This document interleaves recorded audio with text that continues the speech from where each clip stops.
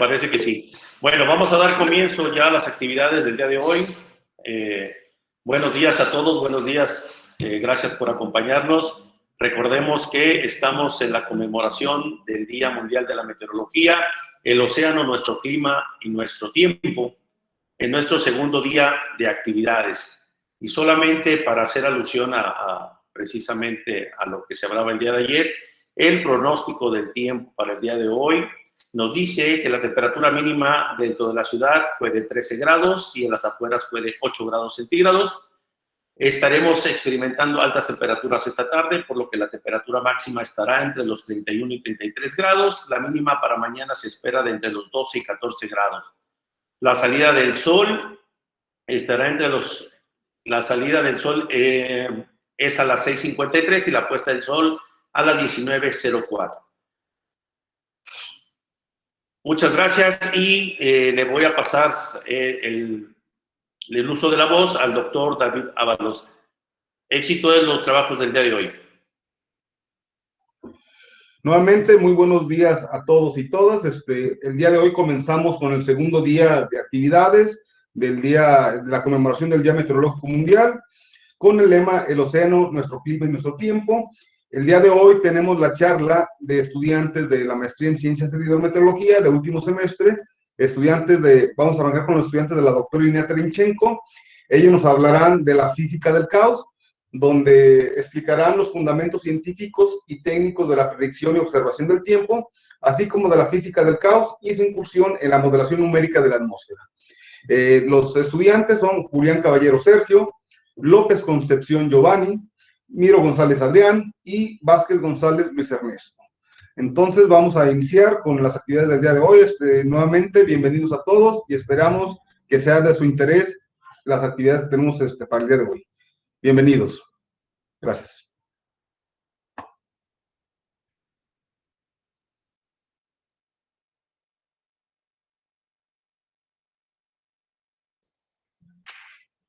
Licenciada Stephanie, no sé si nos puede apoyar con la transmisión. Sí, claro que sí. Gracias.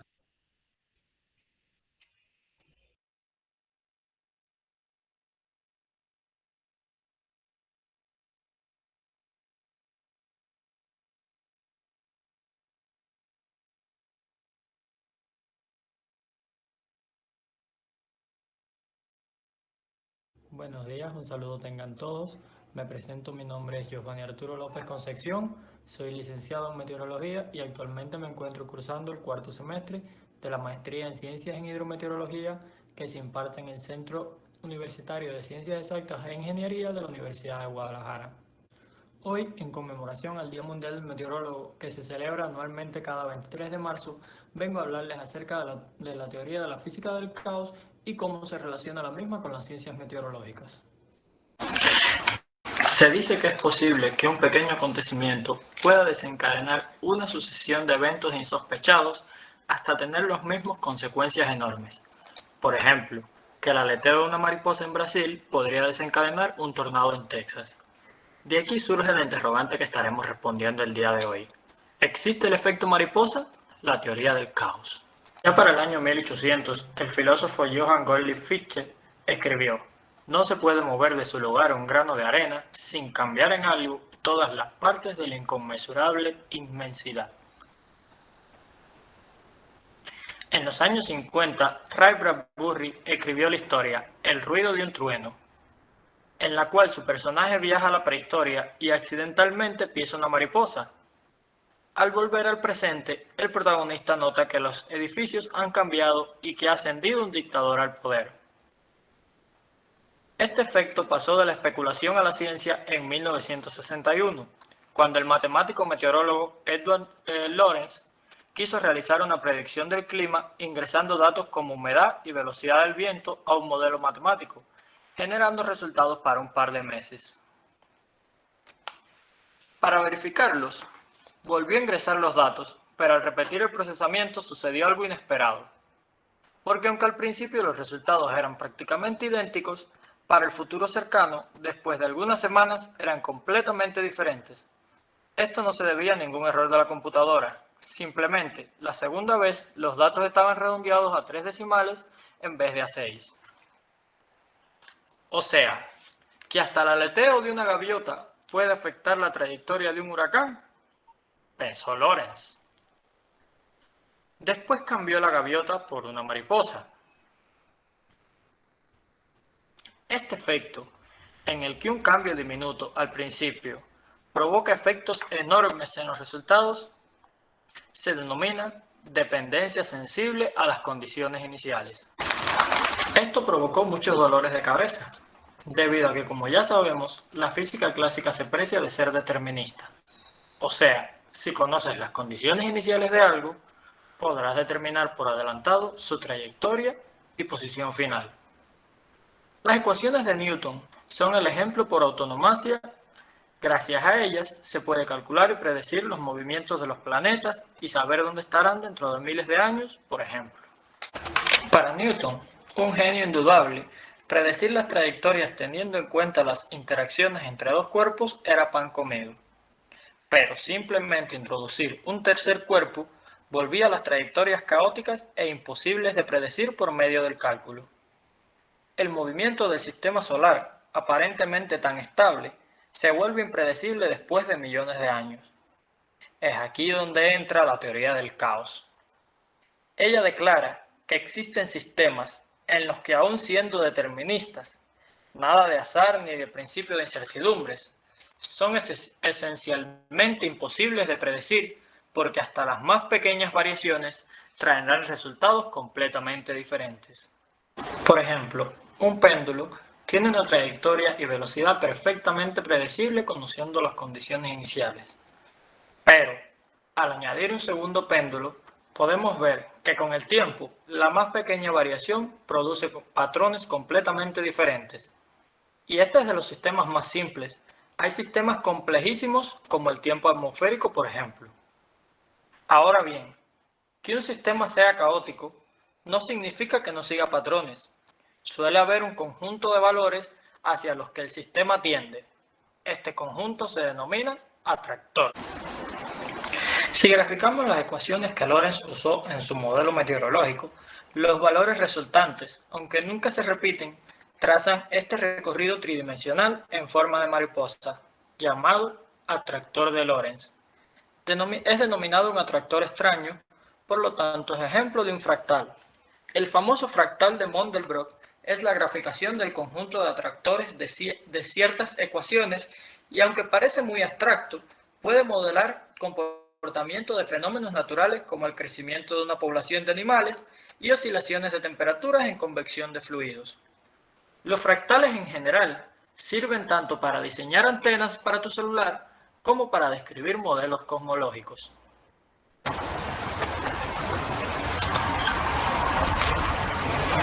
Con esto ponemos fin a la plática, esperándoles haya resultado amena e instructiva, y me despido deseándoles un excelente Día Mundial de la Meteorología.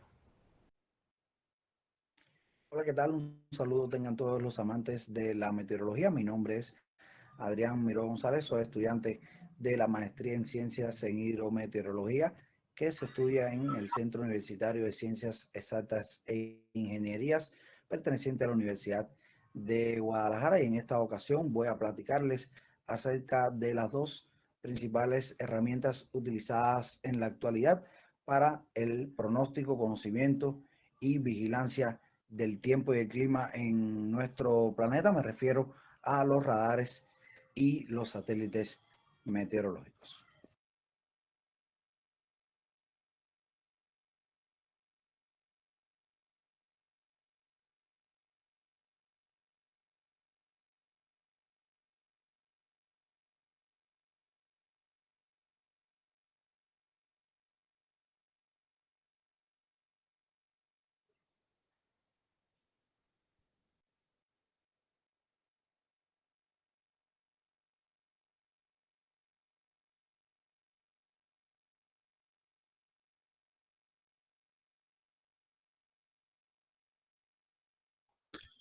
A ver, un segundo. El primero de estos satélites se llamó Vanguard 2, que se lanzó el 17 de febrero de 1959. Se diseñó para que midiese la capa de las nubes, pero debido a su eje de rotación pobre, no pudo recoger una cantidad importante de datos útiles. Es por esto que se considera el TIROS-1 el primer satélite meteorológico con éxito lanzado por la NASA el 1 de abril de 1960. El TIROS funcionó durante 78 días y demostró ser mucho más útil que el Vanguard 2. A partir de ahí, no se ha detenido el envío de estos equipos al espacio para monitorear la atmósfera de nuestro planeta, cada vez más avanzados en tecnología y equipamiento con mejores equipos de detección, recepción, procesamiento y transmisión de datos. Estos presentan posición privilegiada a la hora de observar la situación meteorológica en su conjunto. Sin embargo, hay que tener siempre presente que lo que miden es la radiación que llega al sensor. Posteriormente, y dependiendo del tipo de sensor y el rango de frecuencia de la radiación medida, se puede relacionar dicha radiación con las diferentes variables meteorológicas como pueden ser temperatura, viento, precipitación, entre otras. Existen dos tipos básicos de satélites meteorológicos por su órbita, los geoestacionarios y los polares. Los satélites meteorológicos geoestacionarios orbitan alrededor de la Tierra sobre el Ecuador a unas altitudes de 35.880 kilómetros aproximadamente. Debido a su órbita, permanecen estáticos respecto al movimiento de rotación terrestre y por tanto pueden grabar o transmitir imágenes del hemisferio que tienen debajo continuamente con un sensor de luz visible e infrarrojos. Existen varios satélites geoestacionarios para la meteorología. La familia de los GOES perteneciente a los Estados Unidos. Tenemos principalmente el GOES-11 y el GOES-12. El primero situado sobre el Océano Pacífico y el segundo sobre el Amazonas. También la Unión Europea tiene en funcionamiento 4 de estos satélites denominados Meteosat, en este caso numerados como 5, 6, 7 y 8, que se localizan sobre Europa y sobre el Océano Índico. También posee satélites geoestacionarios Japón, Rusia, China y la India. Los satélites de órbita polar rodean la Tierra a una altitud típica de 850 kilómetros de norte a sur o viceversa, pasando sobre los polos en su vuelo. Los satélites polares están en órbitas heliosincrónicas, lo que significa que pueden observar cualquier lugar de la Tierra y ver 2 veces al día un lugar con las mismas condiciones generales de luz debido al tiempo solar casi constante. Además, los satélites de órbita polar ofrecen mayor resolución que sus homólogos geoestacionarios debido a su cercanía con la Tierra. Nuevamente, Estados Unidos, Rusia, China y la India disponen de estos equipos en órbita polar, cubriendo prácticamente el 100% de nuestro planeta. Así, nuestro planeta se encuentra bajo vigilancia total las 24 horas del día, los 7 días de la semana y los 365 días del año sin descanso. Por otra parte, un radar meteorológico es un tipo de radar usado en meteorología para localizar precipitaciones, calcular su trayectoria y estimar sus tipos, ya sea lluvia, nieve o granizo. Además, los datos tridimensionales pueden analizarse para extraer la estructura de las tormentas y su potencia de trayectoria y de daño. Finalmente, los ecos de precipitaciones y de atmósferas claras del radar meteorológico permiten estimar la dirección y velocidad del viento en las zonas bajas de la atmósfera. En la Segunda Guerra Mundial, los operadores de radar notaban ruido en los ecos de retorno debido a los elementos meteorológicos. Poco después del conflicto, los científicos militares volvían a la vida civil o continuaban en las Fuerzas Armadas investigando el desarrollo de uso de aquellos ecos extraños. Así se comenzó a estudiar más a fondo los ecos relacionados con las condiciones meteorológicas. Entre 1950 y 1980, los radares de reflectividad que dan posición e intensidad de la lluvia se construyeron por los servicios meteorológicos de países muy desarrollados. Los meteorólogos tenían que observar un tubo de rayos catódicos, mientras que ya en el año 1970 los radares se estandarizaban y se organizaban en redes.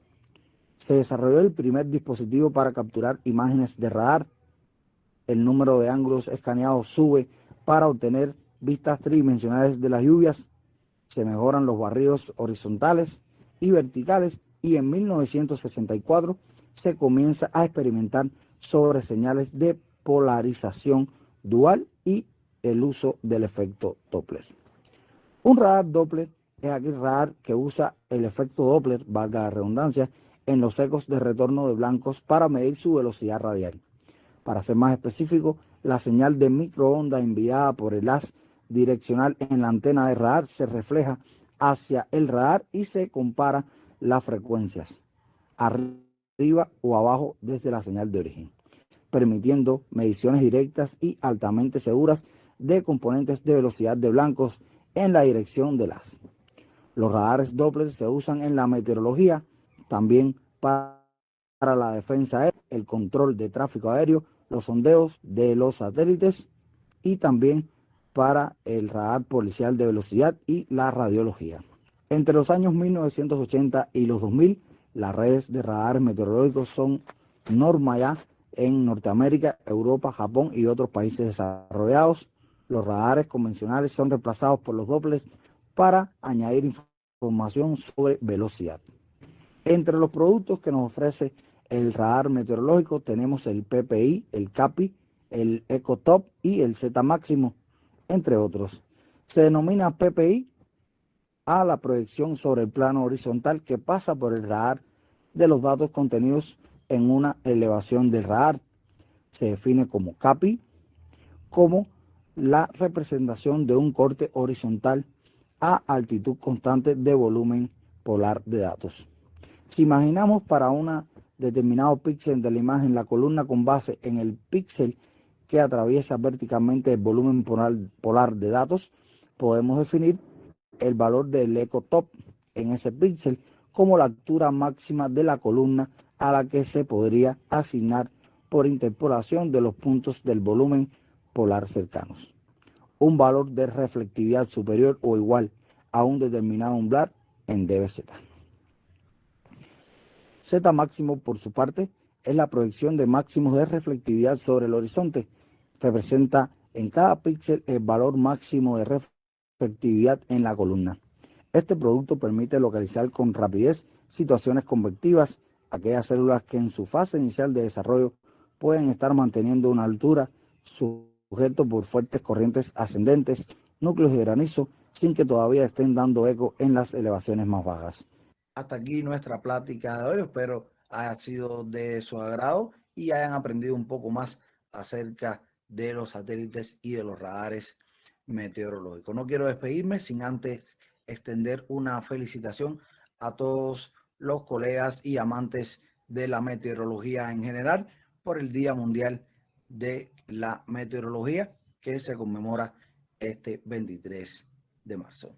Muchas felicidades a todos. Climatología y observaciones. Según la Organización Meteorológica Mundial, la climatología consiste en el estudio del clima, sus variaciones y extremos, y su influencia en varias actividades, sobre todo, aunque no exclusivamente, en los ámbitos de la salud, la seguridad y el bienestar humanos. A su vez, se entiende por clima las condiciones meteorológicas normales correspondientes a un lugar y a un periodo de tiempo determinados.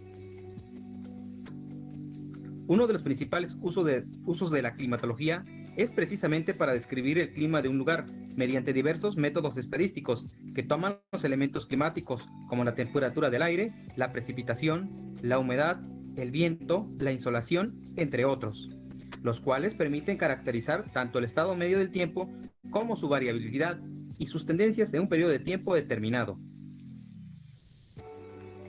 Son muchos los estadísticos que pueden calcularse a partir de los conjuntos de datos y que resultan de utilidad para la descripción del clima. Los más habitualmente empleados en la climatología comprenden medidas de tendencia central, como la media y la mediana, las cuales indican un valor central alrededor del cual tienden a agruparse los datos de una variable climática.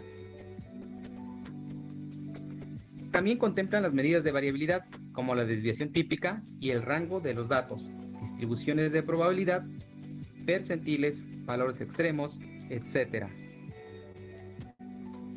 Normales climatológicas.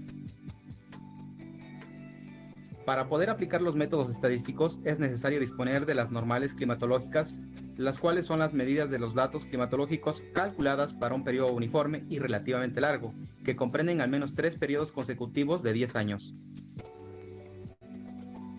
Según la Organización Meteorológica Mundial, el uso de normales tiene dos finalidades principales. Constituye una referencia para evaluar las condiciones climáticas actuales o recientes, permitiendo obtener, por ejemplo, anomalías térmicas. Se utilizan además con fines de predicción, como indicadores de las condiciones que es probable que se observen en un determinado lugar en el futuro. Las normales climatológicas reglamentarias o estándares se establecieron por la Organización Meteorológica Mundial a comienzos del siglo XX, con el objeto de que los servicios meteorológicos de los distintos países utilizaran los mismos periodos de referencia, de forma que los valores normales y las anomalías fueran comparables en todo el mundo. Inicialmente se escogieron periodos consecutivos de 30 años, comenzando en el primer día del siglo XX, es decir, 1 de enero de 1901 a 31 de diciembre de 1930, 1 de enero de 1931 a 31 de diciembre de 1960, y así sucesivamente. Sin embargo, durante la segunda mitad del siglo XX fueron cada vez mayores las evidencias de que el clima es cambiante, por lo que los valores normales dejan pronto de tener validez como indicadores del clima presente y futuro. Por este motivo, la Organización Meteorológica Mundial modificó recientemente los periodos de referencia para el cual de las normales climatológicas, de forma que siguen siendo periodos consecutivos de 30 años, pero pasando a actualizarse cada 10 años, abarcando periodos desde un año que termina en 1 hasta un año terminado en 0. Importancia de las observaciones climatológicas. Prácticamente todos los estudios climatológicos utilizan datos procedentes de las redes de observaciones climatológicas, ya sean medidas directas registradas en un momento determinado, o bien valores normales u otros estadísticos obtenidos a partir de series de observaciones. Resulta evidente que la calidad de los resultados que se obtengan dependerá en gran medida de la calidad de los datos originales. Por lo tanto, es fundamental procurar que las medidas se realicen siguiendo los requerimientos y recomendaciones de la Organización Meteorológica Mundial, para que los datos de los distintos observatorios sean comparables entre sí y ofrezcan la calidad necesaria para realizar los estudios climatológicos a partir de ellos. Modelos atmosféricos. Los modelos atmosféricos de predicción numérica del tiempo son modelos matemáticos que se utilizan para predecir el estado futuro de la atmósfera, partiendo del estado actual que estimamos por medio de las observaciones atmosféricas y un proceso que se conoce como asimilación de datos. Las ecuaciones que describen los procesos atmosféricos no son lineales, por lo que desafortunadamente no tienen solución analítica. Por tanto, han de ser aproximadas numéricamente, existiendo distintos métodos que dan lugar a una gran variedad de modelos. Existen dos grandes grupos de modelos atmosféricos, según su escala: modelos globales y modelos regionales.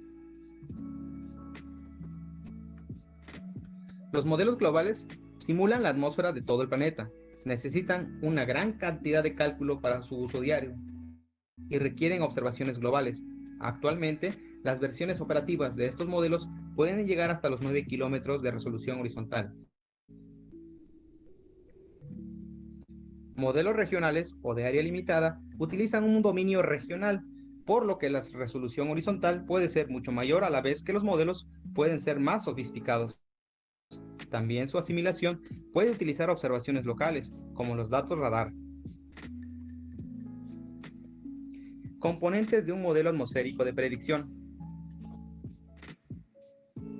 La modelación numérica lleva un proceso complejo que inicia con la asimilación de datos, que consiste en la estimación del estado atmosférico en un momento dado, a partir de las observaciones distribuidas por el llamado Sistema Mundial de Telecomunicaciones.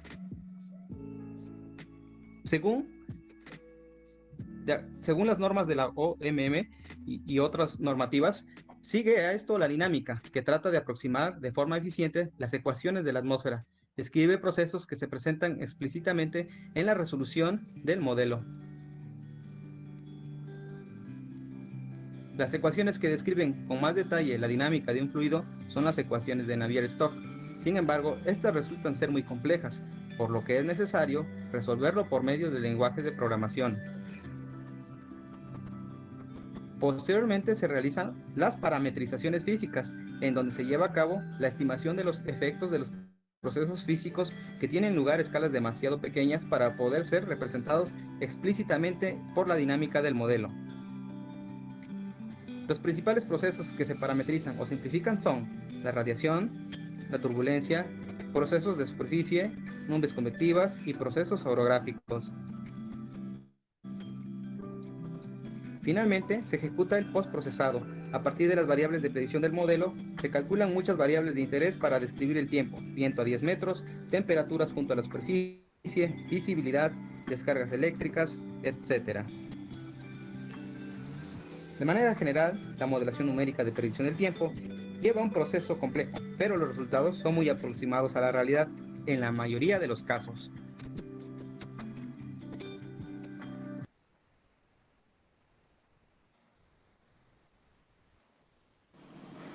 Día Meteorológico Mundial, 23 de marzo del 2021.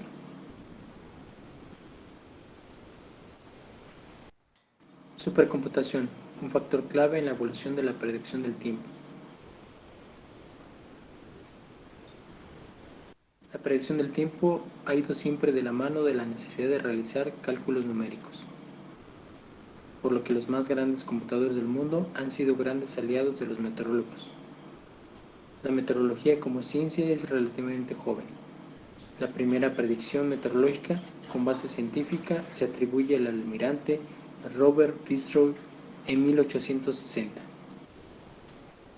El almirante de la Marina Real Británica, además de comandar el Beagle, el cual fue el navío en que Charles Darwin realizó sus viajes alrededor del mundo, hizo grandes progresos en la predicción del tiempo. Él utilizaba medidas de presión en diversos puntos, transmitidas mediante telégrafo para obtener patrones atmosféricos. Estos le permitieron lograr mayor precisión que sus contemporáneos en sus predicciones.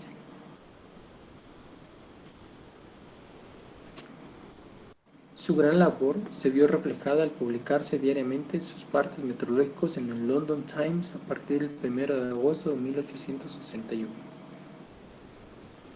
Fitzroy se considera como el fundador del Met Office, el servicio meteorológico del Reino Unido.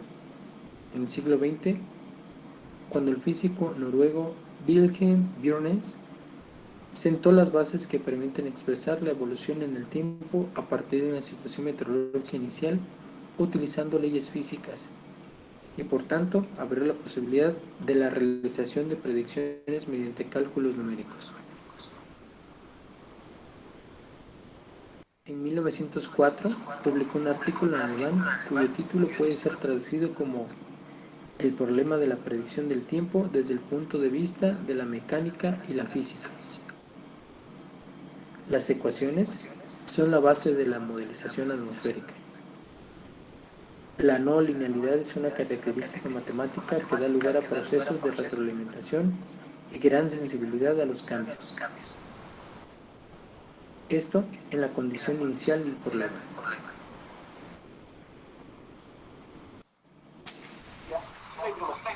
La necesidad de un elevado número de operaciones matemáticas llevó que hasta la llegada de los grandes computadores, las predicciones del tiempo se basaron en la simple observación y la aplicación de unas reglas básicas para estimar su evolución. Este tipo de predicción puramente observacional no era muy diferente a la que podría realizar cualquier persona que llevara a cabo actividades al aire libre. El médico y meteorólogo británico Lewis B. Richardson hizo la primera predicción mediante cálculos manuales el 20 de mayo de 1910. Para ello realizó manualmente los cálculos durante 6 semanas.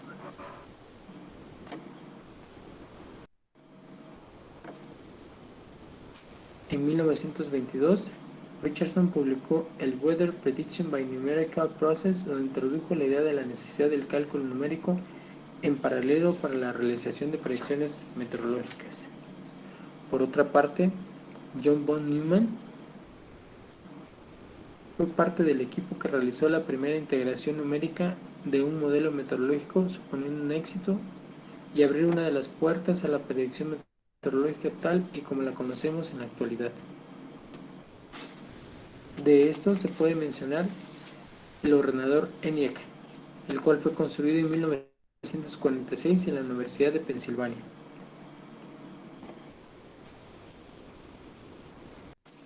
Seymour Cray se le considera como el padre de la supercomputación moderna. En 1957 creó el Control Data Corporation, que fue la compañía que construyó el primer supercomputador comercial de transistores.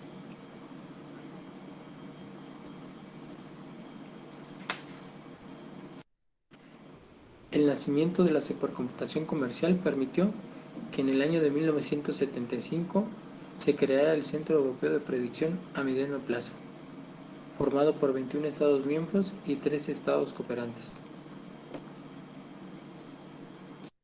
El término Big Data se aplica al procesamiento de datos en cantidades tales que se encuentran más allá de la capacidad del hardware y software usado para producir resultados dentro de un tiempo razonable. El concepto tiempo razonable es impreciso, pero indica que el objetivo es disminuir ese tiempo. Por otra parte, la predecibilidad, aunque los modelos numéricos deterministas han mejorado en las últimas décadas, aún siguen sin ser perfectos. La atmósfera es un sistema dinámico altamente no lineal.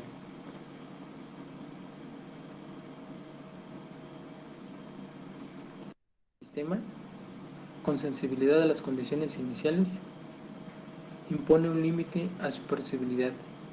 La atmósfera puede predecirse solo hasta un cierto tiempo y la denominamos el problema de predecibilidad. Para la predicción de fenómenos adversos, la predecibilidad es un problema crítico que plantea la necesidad de sistemas en predicción probabilísticas.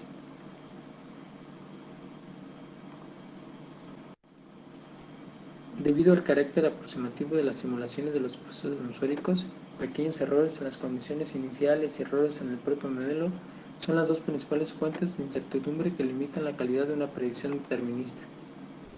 La incertidumbre limita la predecibilidad, especialmente bajo condiciones atmosféricas inestables. La predecibilidad depende del flujo, no es igual en un ambiente estable que en uno inestable.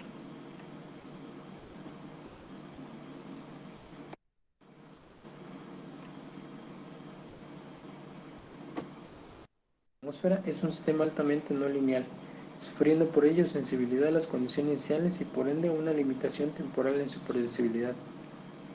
El llamado problema de predecibilidad tiene dos formulaciones diferentes que conducen a dos problemáticas distintas. La de primera clase relacionada con la predicción del tiempo y la de segunda clase relacionada con las predicciones climáticas.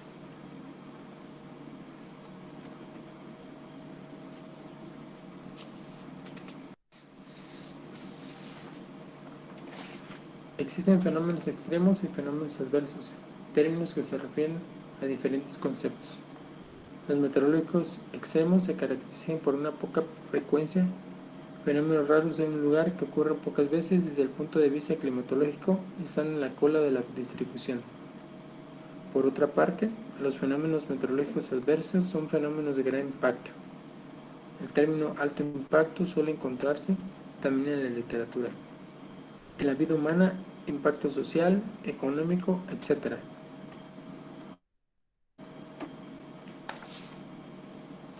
El científico Kiguro Miyakoda de la NOAA fue uno de los pioneros en la modelización de las predicciones entre 10 a 40 días. El problema de la predecibilidad se plasma en aspectos muy concretos en la vida cotidiana de un predictor del tiempo o de un usuario final de predicción.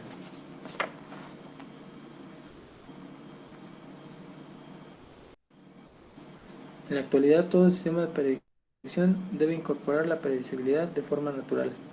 La predecibilidad forma ya parte natural de los sistemas de predicción. Vemos que hay dos sistemas, la predicción y predecibilidad, que tienen algunos aspectos distintos.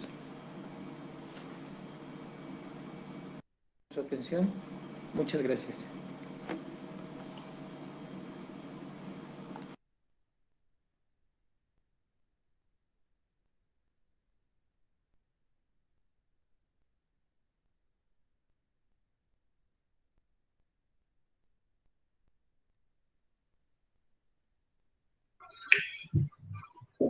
Muy bien, continuamos con la siguiente charla, denominada Sociedad, donde nos expondrán las predicciones probabilísticas en fondo y forma y su utilidad para la sociedad usando un lenguaje de fácil comprensión para el público.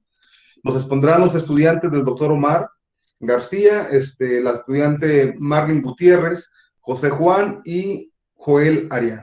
Entonces, comenzamos con la siguiente presentación.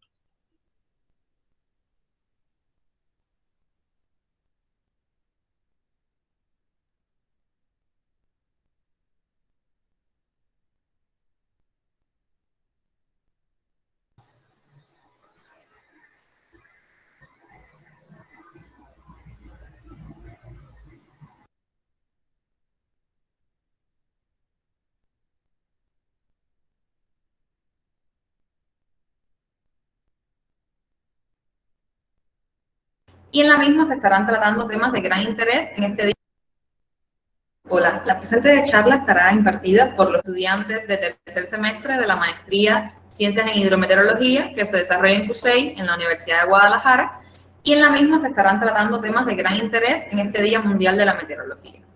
En primer lugar, platicaremos sobre la probabilidad e incertidumbre en la sociedad y en los medios. Las condiciones meteorológicas afectan a toda la sociedad e influyen en casi todas las ramas y profesiones. Es así que para que un avión despegue o para construir una zona turística o incluso para saber qué ropa llevar en un día determinado del año, es necesario conocer las condiciones del tiempo y o las características climáticas de la zona. Al ser tan importante y estar presente día tras día en nuestras vidas, los fenómenos meteorológicos, es común que la mayoría de las personas piensen que conocen los mismos a fondo. Sin embargo, sus mecanismos y métodos para su predicción son sumamente complejos. Estos pronósticos se pueden realizar de manera determinista o probabilística. La manera determinista es una de las más usadas a la hora de dar la información, ya que con ella se expresa la ocurrencia concreta o no de un evento meteorológico. Por ejemplo, se dice hoy lloverá o hoy no lloverá. Sin embargo, de acuerdo a la complejidad de estos fenómenos meteorológicos, los pronósticos muchas veces están hechos de manera probabilística. Esto quiere decir que en lugar de afirmar que sucederá algo, se ofrece una gama de eventos que pueden suceder. De esta forma, en lugar de decir hoy lloverá, se comunica que hay un % de probabilidad de que llueva. No quiere decir que los meteorólogos nos apoyemos de esto para simplificar las cosas, sino que las condiciones del tiempo son tan volátiles y cambiantes que tener aciertos del 100% es casi imposible. Además, hay que sumarle que el observador o el meteorólogo tiene, como todos, una percepción personal de las cosas, que depende en muchas ocasiones de la experiencia del mismo. En esta ciencia, además del conocimiento físico y meteorológico de los distintos fenómenos, es muy importante la experiencia. Y por supuesto, cada lugar tiene sus propias características climáticas y geográficas. Es por ello que fenómenos tan comunes como la lluvia, por ejemplo, se entienden de manera distinta en Noruega que en México. La probabilidad y la estadística, como su conjunto de la misma, ha permitido que se describan ciertos fenómenos y se resuelvan algunos problemas de manera elegante y eficaz, siempre que los resultados sean bien interpretados, por supuesto. Sin embargo, aún se informa en muchas ocasiones de manera determinística. O sea, se dice si llueve o no llueve. Esto interfiere muchas veces con la correcta toma de decisiones de las entidades pertinentes y la población en general. También está claro que aún no existe toda la conciencia para que el pronóstico se pueda hacer completamente probabilístico en la población, por supuesto. Observemos la siguiente tabla confeccionada en el 2011 por el Centro de Investigaciones Sociológicas en España, tras un estudio llevado a cabo donde se aplicó una encuesta a una muestra de la población con respecto a la ciencia meteorológica y la comunicación de la misma. En ella se puede apreciar que un gran porcentaje de la población describía el fenómeno del porcentaje de la lluvia, o sea, el porcentaje de probabilidad de la lluvia de manera errónea. Un gran por ciento lo describía como que el 60% de probabilidad de lluvia era que iba a llover en el 60% del lugar de la predicción. Otro porcentaje lo describía como que iba a llover el 60% del tiempo. Ambos de manera errónea. Y es que este realmente es el reto de los medios de comunicación hoy día, el reto probabilista. Con la predicción numérica del tiempo existió una pausa en la predicción determinista y se comenzó a establecer criterios de la predicción probabilista. Esto no es más que proporcionar un pronóstico con varios escenarios, cada uno con una probabilidad determinada, y de esta forma dar a conocer de manera más certera las posibles ocurrencias. Ahora, ¿por qué este proceso ha sido tan lento? Entre las principales dificultades que se pueden mencionar está el que los productos probabilistas son de pago. Y en segundo lugar, como se mencionó anteriormente, la dificultad de la población para comprender los pronósticos probabilistas. Pese a que durante muchos años se ha hablado categóricamente sobre las condiciones del tiempo, no es menos cierto que es necesario un cambio paulatino para que la información llegue de manera más efectiva a la población. En primer lugar, es necesario aclarar que la probabilidad lleva consigo una incertidumbre, y también que esta incertidumbre ya se puede cuantificar. En el caso particular de la predicción probabilista, un alto porcentaje es sinónimo de baja incertidumbre y viceversa. Veamos un ejemplo muy conocido por todos, y es las salidas de la trayectoria de los ciclones tropicales. Estas salidas son muy fáciles de interpretar por el público y ya se han creado conciencia de las mismas. Sin embargo, en muchas ocasiones aún vemos en la televisión o en los medios que se muestran solo un mapa determinístico con las futuras condiciones del tiempo, excluyendo otros posibles escenarios que pueden ocurrir perfectamente e induciendo un mayor error de acierto. También hay que destacar que en muchas ocasiones, pese a las bajas probabilidades de que ocurra un fenómeno, es necesario alertar sobre el mismo. Por ejemplo, si existen las condiciones creadas para que se produzca una tormenta severa, que puede venir acompañada de granizo, o de tornados, o de inundaciones súbitas, etc., es necesario informárselo a la población que puede ocurrir, porque puede traer consecuencias traumáticas para la sociedad. Sobre este tema es todo, y a continuación estaremos hablando de algunos malentendidos conceptuales y terminológicos. Tenemos el tema de malentendidos conceptuales y terminológicos. Podemos decir que la sociedad está cada día más interesada en el tiempo y el clima. Existen nuevos términos y conceptos meteorológicos y climáticos que aparecen diario en los medios de comunicación, blogs especializados y redes sociales. Algunos malentendidos que tenemos en lo que es las redes sociales, en la televisión, en el radio, podrían ser la confusión entre tiempo y clima, ya que no es lo mismo, como fue explicado por la maestra Diana Alcócer en la presentación anterior. Tenemos meteorología y tiempo que van de la mano. Tenemos qué es una tromba, cómo se define tromba marina y cuál es el malentendido que existe. Tenemos tormenta local severa, la diferencia entre baja fría y baja extratropical, y qué significa el cono de trayectoria de los ciclones tropicales. Entre tiempo y meteorología son dos términos que van de la mano, ya que como se define tiempo, no es más que el estado atmosférico en un lugar, región o zona en un momento determinado. Presente o previsto en el futuro, el tiempo es un concepto instantáneo, presente o futuro. En cuanto a la meteorología, no es más que la ciencia que estudia los fenómenos atmosféricos. O sea, estaría mal terminológicamente decir que las condiciones meteorológicas de hoy en Guadalajara son, en vez de esa terminología, estaría correcto usar las condiciones atmosféricas o del tiempo en Guadalajara son, así como estaría correcto. En cuanto al concepto de tromba marina, ¿qué es una tromba? Bueno, puede definirse como un tornado que ocurre sobre el agua. Es una columna de aire en rotación muy rápida que se extiende desde la nube de tipo cumuliforme hasta la superficie acuosa. Por lo tanto, existe que la confusión de en algunos pueblos de Occidente de México se utiliza este término para definir o para señalar una tormenta que ocasionó fuerte lluvia, lo cual está mal utilizado. En cuanto a tormenta local severa, tenemos que se usa en regiones de México, se habla de tormenta local severa cuando llueve de manera intensa y produce inundaciones. Pero lo que es conceptualmente tormenta local severa se define como una tormenta que ocasiona granizos o vientos superiores a un valor o tornado. En el área metropolitana de Guadalajara está definido como una tormenta con caída de granizos independiente del tamaño o vientos lineales superiores a 63 kilómetros por hora o evidencia de tornado. No es que no sea importante cuando llueve de forma intensa y cuando se producen inundaciones, pero es un término que está mal usado cuando ocurre dicha situación.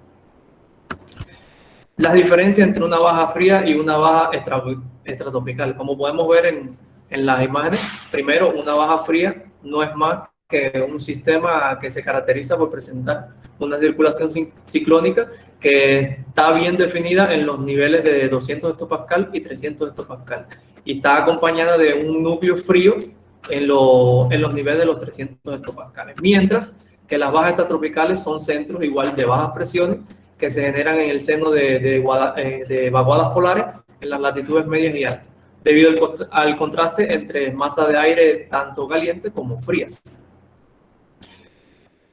O sea que existe una gran diferencia entre ambos términos. En cuanto a los ciclones tropicales, tenemos lo que es el cono de trayectoria que se utiliza de forma indebida, denotando que el cono de trayectoria de los ciclones tropicales indica que esas son las áreas de impacto del ciclón tropical, cuando no es así. El cono de los ciclones tropicales no es más que el área donde existe un 66% de probabilidades de que pase el centro de dicho ciclón tropical. O sea que existe una gran diferencia entre lo que se estila decir en cuanto a cono de trayectoria y lo que es realmente. Continúa la presentación el licenciado Juan José Lino Solano con el tema que se muestra en la diapositiva. Continuando con esta plática, ahora vamos a hablar si hemos alcanzado los límites de previsibilidad para la predicción de trayectoria de los ciclones tropicales. Bueno, primero, ¿qué entendemos por previsibilidad? Es la estimación de la precisión de nuestra predicción, que se refiere a la fiabilidad de los pronósticos meteorológicos, en este caso para la trayectoria de los ciclones tropicales. Los meteorólogos utilizan tecnologías modernas como los satélites, los radares meteorológicos o las computadoras para predecir la trayectoria de los ciclones tropicales, a medida que estos se desarrollan. No obstante, los meteorólogos emplean nuevas tecnologías y desarrollan técnicas como los modelos de predicción numérica del tiempo para pronosticar la evolución del ciclón tropical, su trayectoria e intensidad, en el momento y lugar en donde estos puedan llegar a tocar tierra. Los ciclones tropicales siguen siendo el evento meteorológico de impacto más grande en todo el mundo, por el daño físico que causan a su paso. Se les asocia generalmente a lluvias muy intensas que pueden generar inundaciones. Se les asocia también a vientos dañinos o destructivos y a un fuerte oleaje costero. Así, pronosticar su trayectoria e intensidad permite a los meteorólogos establecer parámetros de mitigación y prevención en las zonas que puedan resultar afectadas. Durante las últimas 3 décadas, hemos tenido logros notables en meteorología, en la precisión del pronóstico, especialmente para estas trayectorias, donde los errores se han reducido en 2/3 en tan solo 25 años, debido a los avances en el modelado global, mejoras en la asimilación de datos, en el uso de satélites y técnicas de pronóstico. Este estudio ha sido realizado por pronosticadores del Centro Nacional de Huracanes de Miami, Florida, del año 1990 al 2016. Aquí se muestra la tendencia de los errores en los pronósticos de trayectoria para 2 cuencas. La cuenca del Atlántico, donde se incluye el Océano Atlántico Norte, el Golfo de México y el Mar Caribe, mostrados en la imagen izquierda, y para la cuenca del Pacífico Norte Oriental, en la figura derecha. Aquí se analizaron las predicciones a 24 horas, mostrados por la línea roja, a 72 horas por la línea amarilla, y en 120 horas para la línea azul. Para los años estudiados se eligió un periodo de los últimos 5 años para minimizar la variabilidad interanual de los errores de trayectoria, así como representar mejor el desempeño de nuevas técnicas y la mejora de los modelos globales. Si bien los errores de las 24 y las 72 horas para ambas cuencas muestran mejoras de estos últimos 5 años, del 2012 al 2016, el pronóstico a 120 horas indica que fue más plana la tendencia del error. Posteriormente se aplicó un nuevo enfoque para explicar mejor los errores de seguimiento, comparándolos con un modelo simple de climatología llamado Clipper 5. Ahora, se acercó en un 40% a la tendencia a las 72 horas en las dos cuencas, donde la tendencia fue más plana. Esto muestra una mejora continua en el Pacífico durante las 24 y las 72 horas en los últimos 5 años. Si bien esa muestra de 5 años es demasiado corta, los resultados sugieren que ha habido una tasa de mejora. Así, basado en los errores del 2012 al 2016, se hace una proyección para los siguientes años. Sí, el límite de previsibilidad está por alcanzarse, pero a pesar de estas increíbles mejoras en el pronóstico para la trayectoria de los ciclones tropicales, los pronósticos perfectos para periodos más grandes en días, pues no están por suceder. Hay que dejar de seguir buscando esos periodos. Y con ello vamos a evitar la incertidumbre social de algo que no sabemos si sucederá en 15 o en 16 días. La meta futura es que como sociedad hagamos conciencia de cómo entender esos modelos de hasta 5 días. Mejorar estas predicciones son de vital importancia para pronósticos más efectivos y que ayuden a los tomadores de decisiones en la planificación de información y en la gestión de emergencias, tanto para el gobierno como el sector privado y la sociedad. Bueno, eso ha sido todo por nuestra parte. Mis compañeros y yo les agradecemos su atención.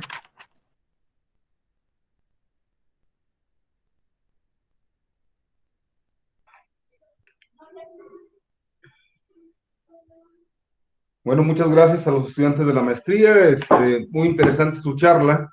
Y para dar continuidad al guión del coloquio, me permito primero el expresar unas palabras. El estrecho vínculo de los océanos con la atmósfera hace que comprender su comportamiento sea vital para pronosticar las condiciones meteorológicas y climáticas.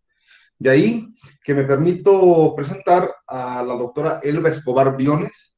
Ella es doctora en Oceanografía Biológica por la Universidad Nacional Autónoma de México e investigadora del Instituto de Ciencias del Mar y Limnología.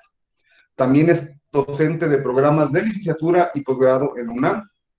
Pertenece al Sistema Nacional de Investigadores, nivel 3. Ella estudia los ecosistemas del mar profundo a bordo de los buques oceanográficos nacionales y colabora con grupos de investigación internacionales. De la investigación que ella ha realizado, han derivado más de 60 tesis de alumnos de licenciatura, maestría y doctorado. Su producción científica incluye más de 150 trabajos de publicaciones en revistas internacionales indexadas, libros, capítulos y artículos de divulgación. Sus trabajos en revistas indexadas se han citado más de 3.400 veces. Ha sido representante en México en temas de conservación de ecosistemas ante la Autoridad Internacional de los Fondos Marinos de las Naciones Unidas y la Unión Internacional para la Conservación de la Naturaleza. Asimismo, participa como miembro de comités nacionales e internacionales académicos de evaluación y toma de decisiones. Ha recibido por sus pares diversos reconocimientos a su labor de investigación. Bueno, doctora, a nombre del Instituto de Astronomía y Meteorología y de la maestría en Ciencias en Hidrometeorología, es un placer tenerla hoy con nosotros y que nos brinde esta charla acerca del mar profundo regulador del clima. Bienvenida, doctora, y puede empezar cuando usted guste.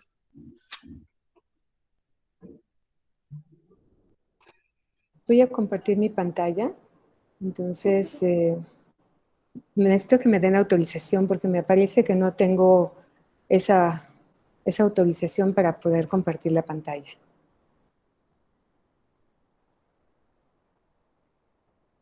No sé si me la pudieran permitir. Sí, claro que sí, ahorita le damos Gracias, Stephanie. De entrada quiero agradecer el valioso apoyo del doctor David Ábalos y de Stephanie Arellano y esta valiosa invitación para el posgrado y para la Sociedad del Instituto de Astronomía y Meteorología. Realmente para mí es un gran reconocimiento que me permitan presentarles un poquito de lo que yo sé sobre el mar profundo y particularmente, que es la investigación que realizo, y particularmente pues lo que puedo compartirles de conocimiento de los mares mexicanos y de cómo se vincula con el clima. Déjeme ver, si me permite. Me dice que no puedo compartir la pantalla todavía. Pero puedo comenzar mi plática sin compartir la pantalla. Espero poderles transmitir, ilustrar y sobre todo apasionar del tema al que yo me dedico. Es lo único que yo podría decirles. Tenemos una concepción y una apreciación muy limitada de los mares, porque normalmente lo que vemos es la pura superficie del océano y cuando a veces podemos bucear un poco, unos cuantos metros hacia el interior del océano, lo cual nos permite saber que ahí está un paisaje muy grande de agua que se está continuamente moviendo, que está conectada a lo largo de todo el planeta y que tiene una función. Y tal vez la función más importante que tiene en el planeta es este intercambio de temperatura y de sal y transporte de algunos gases, larvas y compuestos que hay en el océano, incluyendo los contaminantes. Entonces, en el planeta los océanos son más grandes. Desde la zona costera hasta las trincheras tenemos 11 kilómetros y en general los mares representan el 21%, perdón, el 71% y la parte emergida como continente el 29%. Doctora, dígame perdón usted. que la interrumpa. ¿Podría intentar, a ver si ya puede compartir pantalla? Con muchísimo gusto. No, me dice que no puedo, que necesito que me den un permiso para poder compartir la pantalla. A ver, permítame. Si puedo compartir no, tampoco puedo compartir un cachito. Nada. A ver, permítame un momento. Voy a continuar para no retrasar en el tiempo. Ok, muy bien. Y uno de los temas que se vuelve muy importante es que en la parte emergida tenemos que la porción más extensa, con casi el 21%, es las altitudes de 0 a 1000 metros.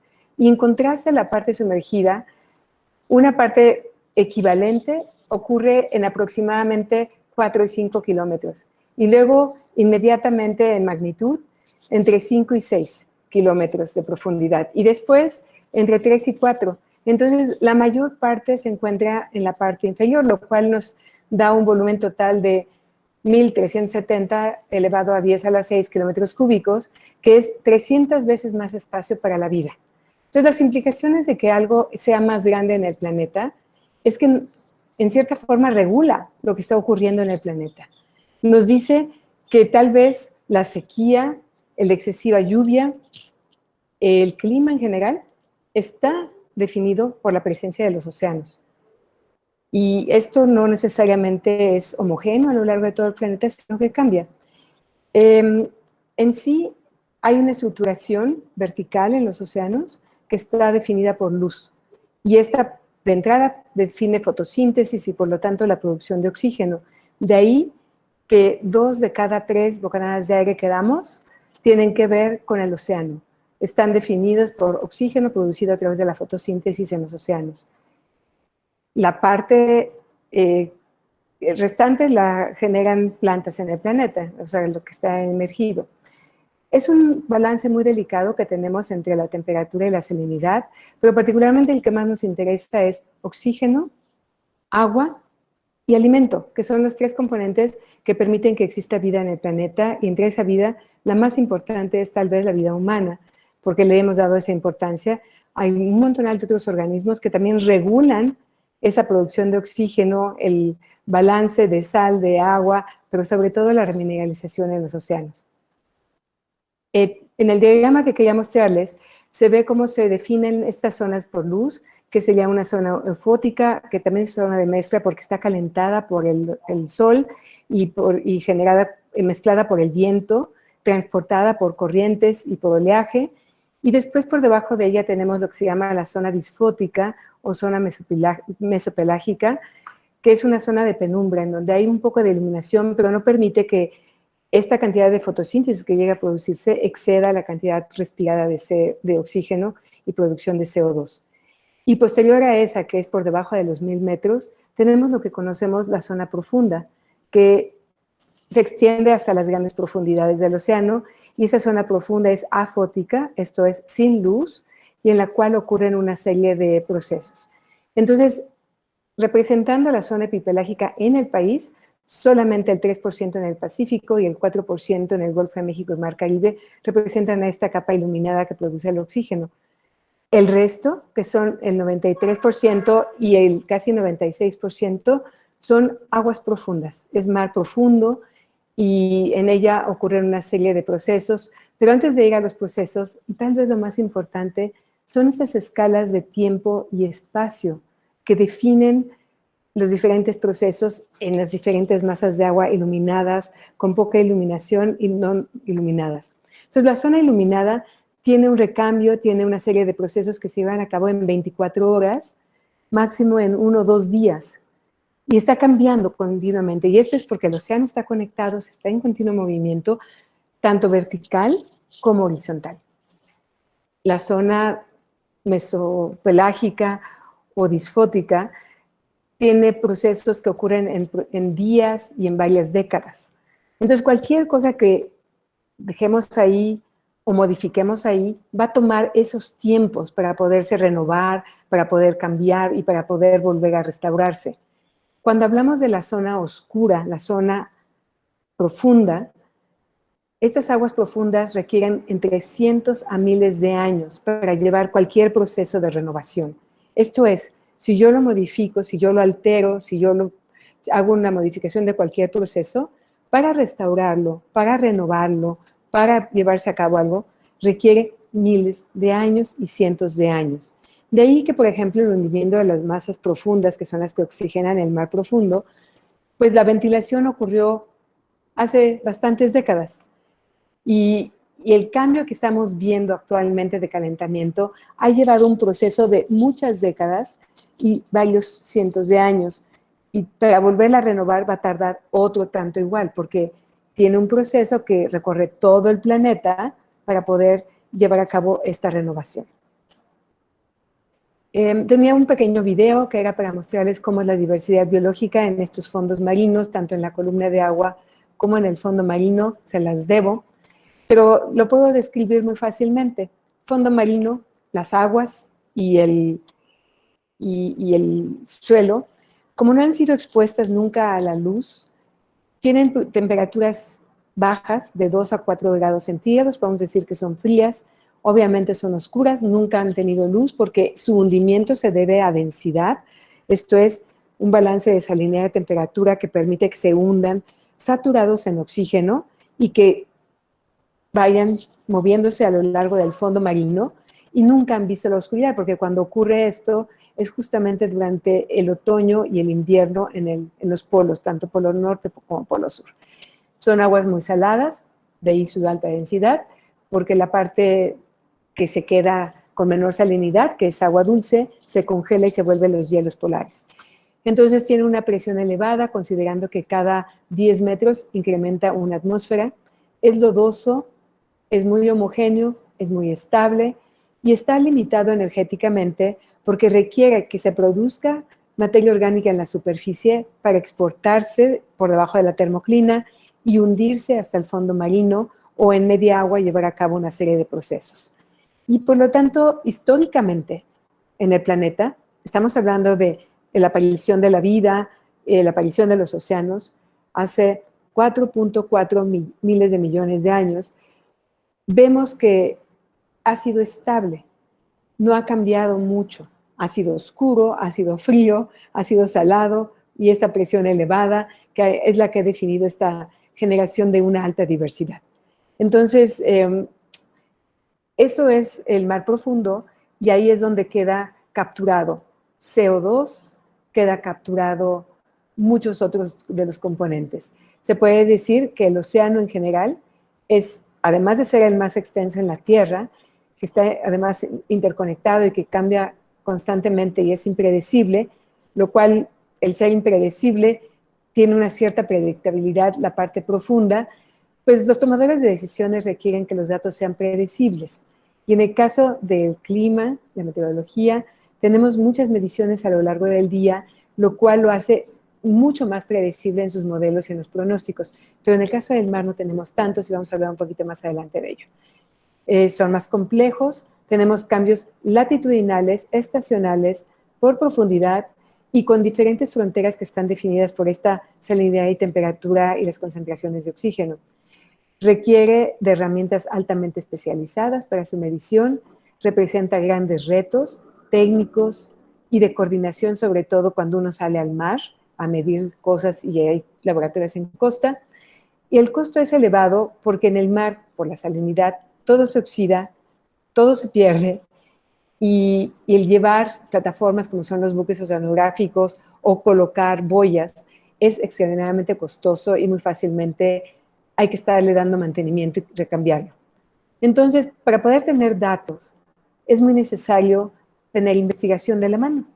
Al ser más grandes los océanos, son tal vez la reserva más grande del carbono inorgánico que hay y de la temperatura en el planeta. Y estamos hablando, en el caso de carbono inorgánico, de 698,708 petagramos de carbono. Entonces, por esa razón es que se vuelve muy importante. Lo que ocurre también es que hay una tendencia a clasificar zonas, y las zonas también se zonan por fines políticos y por fines legales. Entonces, y para los usos diferentes que pueda haber del uso de recursos, como pueden ser extracción de gas y crudo, pesca, de arrastre, por el mismo cambio climático, por los contaminantes y el depósito de esos contaminantes, como pueden ser plásticos, contaminantes provenientes de la tierra, debris, la pesca, que puede ser también pelágica, el uso de los recursos genéticos, y todos ellos van ocurriendo de cerca de la costa a lejos de la costa. Entonces, desde los años 80 se firmó la Convención del Derecho del Mar, y se puede decir que para México inicia ahí la oceanografía. Había algunas cuantas mediciones de temperatura en la superficie, máximo a 200 metros, pero no había una sistematización de la obtención de datos, lo cual la hace una ciencia muy necesaria, pero que inicia ahí, en los años 80, con la llegada de buques oceanográficos muy dirigidos y diseñados para la toma de información, no solamente a 200 metros, sino hasta las profundidades que requiere el país, que son por debajo de 4,000 metros. Entonces tenemos una jurisdicción nacional con reglamentos, lineamientos muy estipulados para diferentes cuestiones, áreas protegidas y demás, una jurisdicción internacional, fuera de jurisdicción nacional, y cada una de ellas muy específica para pesca, para la minería, para la extracción de gas y crudo, para otros energéticos, para los recursos genéticos, etc. Y entonces eso, aunado a que cada día la humanidad tiene más requerimientos de los océanos, incluyendo del mar profundo, pues lo empieza a ser cada vez más complicado. Tal vez una de las más interesantes es que después de la Segunda Guerra Mundial, estamos hablando de los años 40 y 50, la humanidad quiso desechar todos los desechos nucleares y pensó, en primer lugar, en el mar profundo, en las grandes trincheras que van destruyendo el fondo marino para desechar este material radioactivo que se había acumulado en tierra y no tenerlo pues en el traspatio de los países, ¿no? Y en ese sentido lo desechan en el mar, en tambos, pero no tenían tanto conocimiento ni en la alta resolución de la batimetría de los mares profundos, ni los procesos que se llevan a cabo, y lo desechan, igual que varios contaminantes, igual que muchos países como el nuestro desecha pintura, desecha diferentes cosas en el mar. Y entonces, el día de hoy que tenemos mejor tecnología y nos encontramos con todos estos desechos, vemos que ahí están y son un gran riesgo para el bienestar de la humanidad y para el bienestar en general de la vida del planeta. Y hablo de toda la vida, porque el mar es un hábitat para los organismos que habitan ahí y que llevan a cabo funciones. Entonces estudiamos, ¿quiénes estudian el mar profundo? Entonces generamos por una parte los científicos, hacemos ciencia estratégica de largo plazo, hacemos ciencia que es accionable para la toma de decisiones. Cuando nos preguntan, oiga, ¿qué hacemos con esto? Y podemos dar una respuesta porque hay muchos años detrás de conocimiento.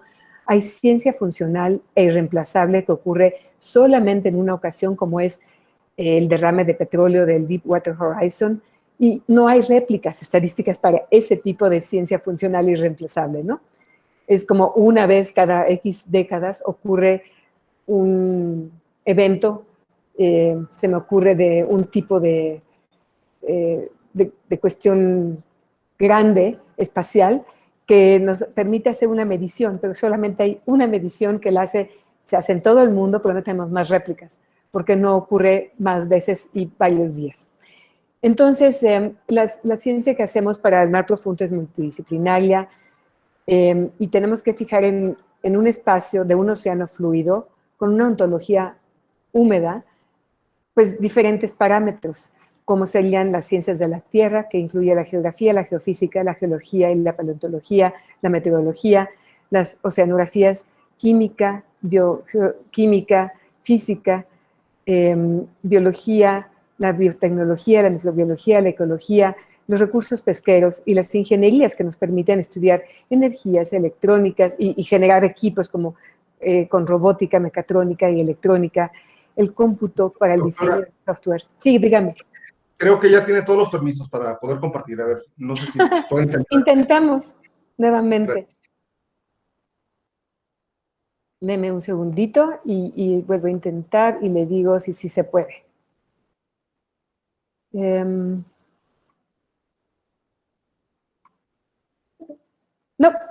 me dice que no. Y voy a guardar la pantalla para que ustedes la conozcan, que no puedo compartir nada.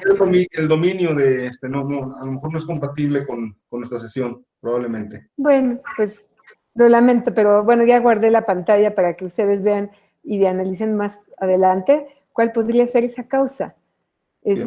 Con mucho gusto les puedo compartir la presentación y ustedes me dicen si la quieren después poner en alguna página o qué. Siempre en mis presentaciones yo doy gracias a todo mundo, entonces creo que se puede poner abiertamente. Me regreso a mi presentación y en esta pues simplemente decirles que tenemos diferentes disciplinas que están involucradas, incluyendo la arqueología y la historia, la educación y también el arte, el diseño, la cinematografía, la fotografía, el dibujo y el video, porque nos gusta comunicar de una u otra forma a través de literatura, poesía o ciencias lo que estamos estudiando y hacer que la mente de la gente vuele y se imagine cosas de lo que está ocurriendo en esos fondos marinos. Y eso ha ocurrido por muchos siglos, inclusive por visionarios, como es 20.000 leguas de viaje submarino, etc. Entonces, el conocimiento con la profundidad es muy elevado a 100 metros, es un poquito menor, entre 100 y 1.000 metros, pero es prácticamente con una gran cantidad de vacíos en más de 1.000 metros.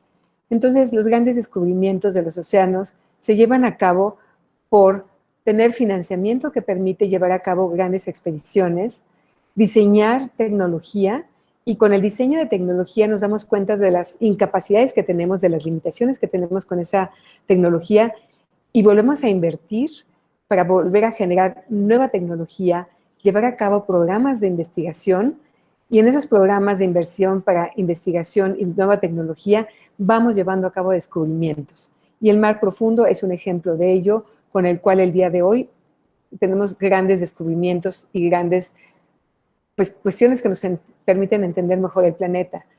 La exploración espacial en el mundo recibe más de 150 veces el presupuesto de la exploración oceánica.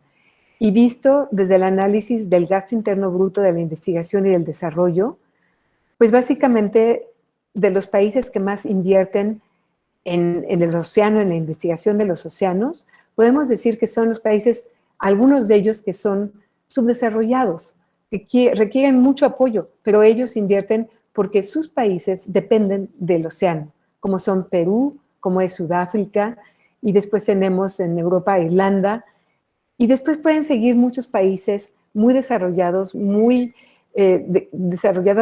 tecnológicamente desarrollados, como son Portugal, como es Estados Unidos, como es Canadá, tal vez, como es España y Francia y el Reino Unido. Y muchos de ellos, este gasto interno bruto que aportan a la investigación y el desarrollo está por debajo en muchas ocasiones del promedio mundial. El promedio mundial es de aproximadamente 1.7 del presupuesto nacional de investigación. En México el presupuesto de investigación es muy bajo, es de 1.3 para toda la investigación, y en el marco de las ciencias, porque lo que les estaba yo mencionando de las ciencias oceánicas como para Perú y Sudáfrica es del 14%. Entonces, en el caso de México es del 0.0001%. O sea, es muy pequeñita. Entonces, nada comparado con esto que les decía de la exploración espacial y la exploración oceánica. No tiene nada que ver.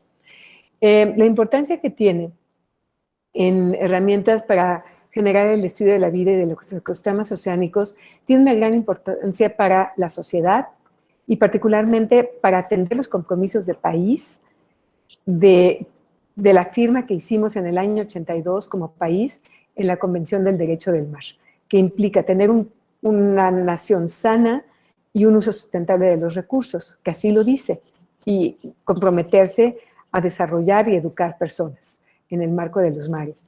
Entonces, para la sociedad, el estudiar los mares y particularmente el mar profundo genera nuevas fuentes de trabajo para más personas, educación y preparación, porque la gente más preparada tiene la oportunidad de tener otras fuentes de trabajo en donde nos permite tener menor dependencia de otros países y una competitividad internacional en diferentes ramos. Para dar un ejemplo, la clasificación de patentes nos permite reconocer que hay aproximadamente a nivel mundial 27.244 patentes nada más dedicadas al cambio climático. Esto es en desarrollo de tecnología y aplicación para la mitigación o adaptación al cambio climático. Entonces, esto nos quiere decir que la tecnología que estamos haciendo sirve para que mejoremos las condiciones del planeta y con ello regulemos el clima, tengamos un menor impacto y un mayor beneficio en la salud de la humanidad. Entonces, otras patentes tienen que ver con buques, otras embarcaciones flotantes, sus equipos, la meteorología, ensayos, la agricultura. Es una gráfica que traigo, que trae el número de patentes, pero que están enfocadas totalmente al mar, en donde aparece la pesca, la acuacultura, el tratamiento de aguas residuales, la ingeniería hidráulica, las cimentaciones marinas, el desarrollo de puertos, y estos son trabajos para mucha gente. Entonces, el no pensar en que los mares son importantes y no invertirles y hacernos de oídos sordos, pues es ilógico porque es nuestro clima, es la meteorología que estamos midiendo y las prácticas que venía yo escuchando de la importancia que tiene para la sociedad. Entonces, los cambios para el estudio del mar profundo ha sido a lo largo de los 50 pasados años, principalmente en el desarrollo de equipos. Los equipos de exploración de mar profundo se han reducido en talla y particularmente se han reducido en costo y particularmente ahora son mucho más maniobrables porque antiguamente eran unas cosas muy grandes, requerían de energía nuclear o un gasto de energía muy grande. El día de hoy es una energía mucho más pequeñita y hay de dos tipos, los que son autónomos y los que están conectados directamente a los buques y que nos permiten transmitir información en tiempo real a la población, a la educación, a las comunidades de ciencia y a los tomadores de decisiones y a las empresas. Y otras son híbridas, tienen las dos tecnologías. Entonces traía yo una imagen de las familias que hay, de los equipos de exploración y de investigación y los usos específicos que hay, que les llamamos los sumergibles, los robots y los AUVs que son autónomos y muchos de ellos que son híbridos, y cómo hemos ido revolucionando porque hemos pensado que el futuro de entender mejor y mejorar la vida en el planeta es también entender que pudiera haber vida en otras lunas y en otros asteroides y en otros lugares. Y entonces hay en particular dos sitios, Encelados y Europa, en lunas que están en el mismo sistema solar que el nuestro, que tienen hielo y probablemente mares hacia el interior. Y entonces, ¿cómo poderlos estudiar a distancia? Y entonces muchos de los robots que estamos diseñando son para enviarlos en las próximas expediciones y entender qué otro tipo de vida hay en otros planetas y entender la vida nuestra propia. Pero aquí la tenemos. Y entonces voy a hablar ahora de los registros y observaciones que se han hecho, tanto de registros en buques por boyas y por reconstrucción paleontológica.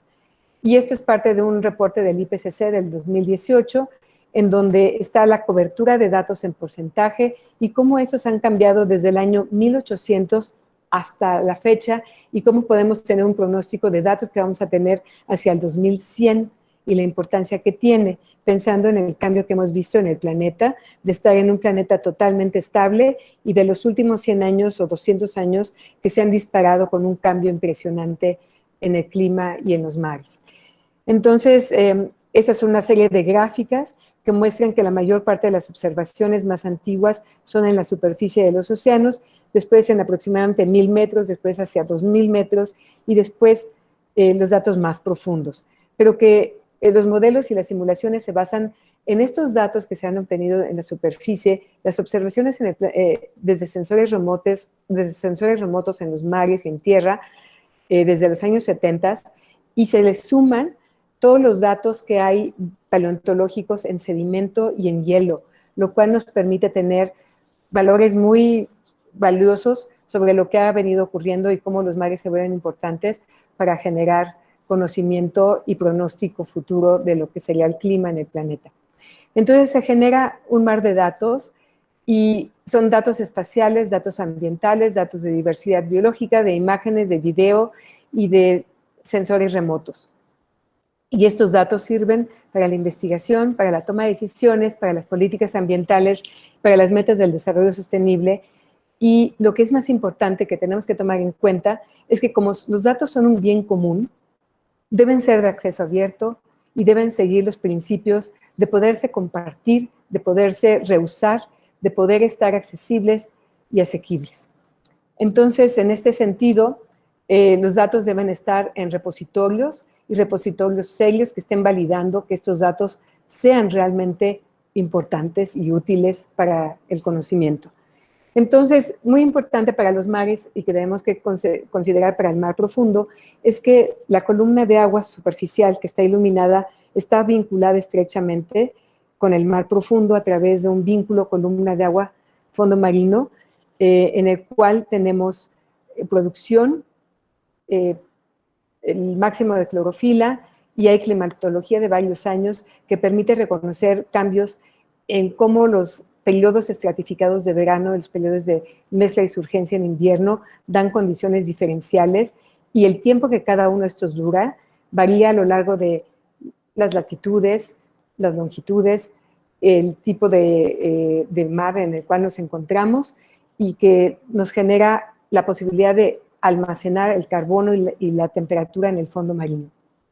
Entonces hay una serie de procesos que ocurren después de la fotosíntesis en la zona con luz o zona eufótica, que serían procesos que ocurren, que llamamos quimiosíntesis, en las cuales ocurren en oscuridad absoluta con el uso de compuestos oxidados, reducidos, y que son depositados en diferentes clinas que hay en la columna de agua y en el fondo marino. Y estos tienen diferentes tiempos y son procesados por diferentes organismos, por lo cual la vida en el océano se vuelve tan importante como la vida nuestra para que eso se sigan llevando a cabo y no afecten después con pandemias o con diferentes procesos que afecten el bienestar humano. Tenía un pequeño GIF que permitía ver cómo a lo largo del cambio del día y la noche hay migración de la diferente biota que sube y baja, que se alimenta en la superficie durante la noche y durante el día baja, y todo lo que se alimentó lo desecha, y ese desecho es una forma rápida de pasar el carbono particulado hacia el fondo marino. El cambio climático, entonces, interacciona en sinergia con los contaminantes, con la sobrepesca y con la disrupción de hábitats que realizamos como actividades por parte de las actividades humanas. Pero principalmente lo que quería yo traer a colación de la importancia de los mares y particularmente del mar profundo es este calentamiento, la desoxigenación que va asociada con el calentamiento y la acidificación. Son tres de los múltiples parámetros que podemos medir del cambio climático. Otros serían en la zona costera el cambio del nivel del mar, el alentamiento de corrientes y demás. Entonces, en este factor, el almacén de calor se lleva a cabo a más de 2000 metros de profundidad, que almacena el 19% del exceso de calor del planeta, del cual el 6% del exceso de calor ocurre en 30 grados sur, en el océano sur, y en donde se lleva a cabo la circulación y formación de las masas de agua, permite que se transporte hacia el mar profundo. Entonces, la absorción de calor es de aproximadamente de 0.07 más o menos 0.06 watts por metro cuadrado a más de 2.000 metros. Y esto ha sido una constante que se ha medido y que sabemos que existe desde inicios de este siglo. Pero antes era mucho mayor. Entonces, sabemos que previamente había aproximadamente un extra de 34 más o menos 14 terawatts en esa latitud que se sumergía y que se transportaba, y por lo tanto, muy probablemente había otro balance que había en el planeta el siglo pasado y posteriormente seguramente otro. Entonces, mientras más se profundiza esta cantidad de calor que se está ingresando, pues vamos a estar calentando más el océano profundo. Recientemente, los doctores Ochoa, Sheinbaum y otros publicaron hace 2 o 3 meses en una revista que el Golfo de México se ha venido calentando y lo han podido medir porque tenemos datos de largo plazo. Entonces, estas mediciones de largo plazo se vuelven muy importantes para poder evaluar esta tendencia de calentamiento, y entonces podemos ver que la tendencia de calentamiento oceánico también implica la absorción de calor, esta capacidad de absorción de calor.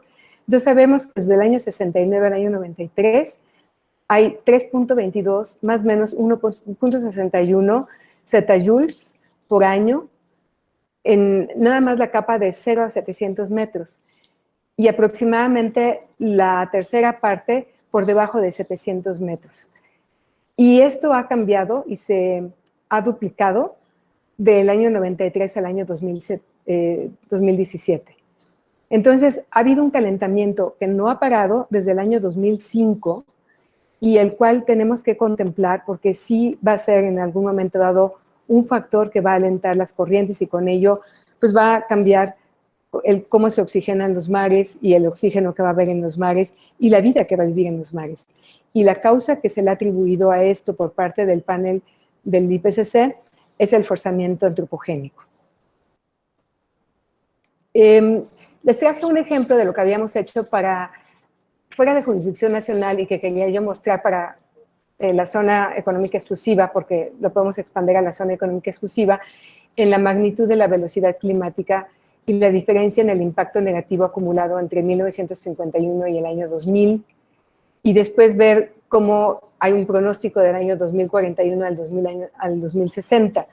Entonces, lo que ha ocurrido es que ha habido un aumento entre el año 1951 al año 2000 en cuanto a la exportación y el flujo de carbono, a la cantidad de oxígeno disuelto, a la cantidad de pH que hay para el país y que, por ejemplo, es mucho mayor en el Pacífico que en el Golfo de México y que en el Caribe, y la temperatura también como ha cambiado, que esa a lo mejor no se nota tanto del año 51 al año 2000, pero sí las predicciones que tenemos hacia el año 2041 y hacia el año 2060, podemos ver que hay un impacto acumulativo negativo que se va gestando en el país, en donde en el Alto Golfo de California, al sur de la península de Baja California, en la parte sur del Golfo de México, vemos esta magnitud acumulada,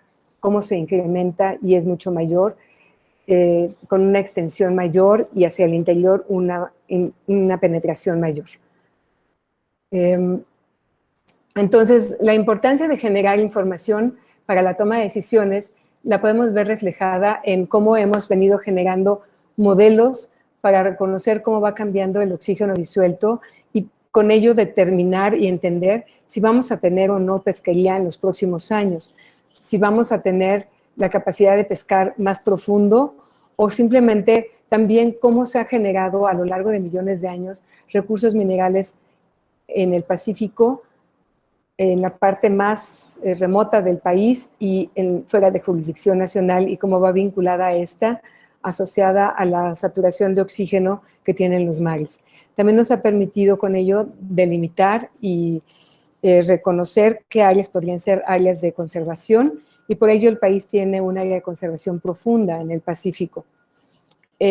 También estos resultados se vuelven importantes para la sociedad y se espera que en los próximos 10 años de estudiar de una forma coordinada, conjunta, multidisciplinaria, los mares, nos permita entender mejor y tener un mejor conocimiento de lo que son los océanos y cómo deberían verse limpios, esto es, identificar y erradicar contaminantes en los mares de todo el mundo con ejercicios simultáneos, cómo llevar a los mares que sean mares resilientes y sanos y que podamos mapear todas estas perturbaciones que tenemos, que mapeemos los ecosistemas y podamos protegerlos, que tengamos océanos predecibles en donde la sociedad tenga la capacidad de entender las condiciones actuales y futuras de los océanos, donde los océanos sean seguros, en donde las personas estén protegidas de los posibles riesgos de origen marino, como pueden ser desde tsunamis hasta los de origen climático, como pueden ser ciclones, huracanes, y simplemente por el mismo calentamiento, la generación de algas tóxicas, de la falta de alimento para la pesca y otros. Océanos que sean productivos y que la poca producción que nos quede sea sustentable, que los océanos sean accesibles y transparentes, que no quiere decir que sean transparentes de que no haya partículas, sino que los datos, la información y la tecnología sean de acceso abierto y que sea compartida, y que los océanos logren inspirar, y no nada más inspiren a los científicos de la oceanografía, sino que inviten a otras disciplinas a conocer los océanos, a generar conocimiento, y que permita que otras disciplinas también nos den conocimiento, porque es en la frontera de los conocimientos donde tenemos los más importantes descubrimientos. El océano tiene un papel muy importante, y aquí voy a hablar un poco para las diferentes generaciones y para las carreras académicas de las mujeres. Y lo que ha ocurrido es que a lo largo del tiempo, pues las mujeres han tenido también este sueño de participar y contribuir con sus capacidades a los océanos. Entonces, se han ido contratando como personal académico de las diferentes instituciones, y en promedio 3.7 a 38% del personal dedicado a la investigación de las ciencias oceánicas son mujeres. Y esto se ve reflejado en cómo han sido contratados a lo largo del tiempo, cómo han sido partícipes en las campañas oceanográficas en las diferentes embarcaciones, tanto del país como las externas, cómo contribuyen en las diferentes disciplinas, y a lo largo del tiempo, cada tendencia es diferente. Por ejemplo, el número de tesis concluidas por mujeres y hombres en otras instituciones puede ser en paridad, pero en otras, por ejemplo, apenas va alcanzando o se ha ido alcanzando en los últimos decenios. Entonces, podemos ver cómo las mujeres, por ejemplo, contribuyen el día de hoy más en las tesis de maestría, y de estas, por ejemplo, en Mar Profundo hay un número muy interesante de mujeres que participan y contribuyen. Y en el doctorado a lo mejor son menor el número de mujeres, pero estoy segura que en el futuro van a tener la capacidad de contribuir de una forma más importante. Entonces, el Mar Profundo y la ciencia tienen un papel muy importante por lo siguiente. La ciencia en general permite, entre otras cosas, alcanzar la creatividad y la imaginación de las personas. Esto es, la ciencia está constituida de la intuición, de las capacidades que tenemos y del placer de generar ciencia. Entonces, la contribución de lo que crea un individuo, de lo que evalúan quienes conocen del tema y que después llega a la sociedad, es todo un proceso. Y este proceso lleva un tiempo que está ligeramente desfasado desde la creación que la genera un investigador hasta que llega a la sociedad. No es inmediato y tampoco es para reemplazarse y nada más atender lo que la sociedad diga. El placer es tal vez uno de los componentes más importantes de la creatividad y debe estar presente en la generación de la ciencia. Entonces, para ello tenemos que incidir en la educación y en una educación temprana en la cual invertamos y llevemos la cultura de la ciencia a niveles de los niños, de los jóvenes en la secundaria y del bachillerato, y que sobre todo llevemos el conocimiento del océano y que los expongamos a la ciencia en todos los niveles de la escuela. El día de hoy, un libro de educación gratuita nada más trae una hoja a lo largo de todo el currículum sobre los océanos. y básicamente es de la importancia de las especies que son carismáticas, como es la tortuga y la ballena, y un poco sobre que ahí están los océanos y que los océanos pues tienen corales y arrecifes y pastos. Entonces, eso pues educa un poco, pero necesitamos incidir tempranamente en generar intuición, capacidades y ante todo placer, que son los componentes de la imaginación creativa. Y después exponer a los jóvenes a la tecnología, que desde chicos no le tengan miedo a las matemáticas, a la física, a generar instrumentos para medir, que aprendan a medir, que aprendan lo que son las buenas prácticas de la medición, y después los programas de participación en los cuales también los profesores se involucren. Necesitamos programas enfocados al mar y al clima, porque están de la mano, van de la mano, el océano y el clima. Entonces, los grandes retos científicos para los próximos 10 años están en entender mejor los mares y el clima, en un conocimiento nuevo para el desarrollo sostenible y los diferentes componentes del desarrollo sostenible, tener buenas prácticas, desarrollar tecnología y coordinar este conocimiento con la toma de decisiones y con las empresas. Con esto concluyo y les agradezco. Muchas gracias, doctora. No sé si hay alguna pregunta de los asistentes. Para la doctora hay que aprovechar a la doctora es una especialista en cuestiones del mar profundo. Digo, mi admiración para la doctora desde que la conocí. Es un ejemplo de empoderamiento para todas y cada una de las mujeres con los logros y toda la trayectoria académica y de investigación que ella tiene. La verdad, es un gusto el tenerla aquí, pues, y el que puedan verse proyectados y una meta a dónde llegar, ¿no? Y dónde alcanzar. No sé si hay alguna pregunta de los demás asistentes. ¿No? Okay. Bueno. Muchísimas gracias. Pues, doctora, nuevamente muchas gracias. Un placer el que haya compartido con nosotros toda su experiencia con esta charla. Le estamos eternamente agradecidos. Muchas gracias, doctora. Un abrazo. Hasta luego y gracias. Muy bien, a los demás asistentes los invitamos el día de mañana a continuar con las ponencias. Hay charlas bastante interesantes. Tenemos la charla del doctor Ángel Mulener sobre las perspectivas de la próxima temporada de lluvias en Jalisco. También tenemos una ponencia por el doctor Lino Naranjo, el cual nos hablará del fenómeno del niño y su relación con la viabilidad. Y cerraremos el coloquio con una mesa redonda en la cual abordarán el tema del Día Meteorológico Mundial de la perspectiva de diferentes visiones de investigadores. Entonces, nuevamente, pues los invitamos al día de mañana. No sé si quiera cerrar el evento, el doctor Héctor. Nada más invitarlos a que nos acompañen el día de mañana a el tercer día de actividades. Y bueno, saludos a todos. Muy interesantes las charlas del día de hoy. Muchas gracias.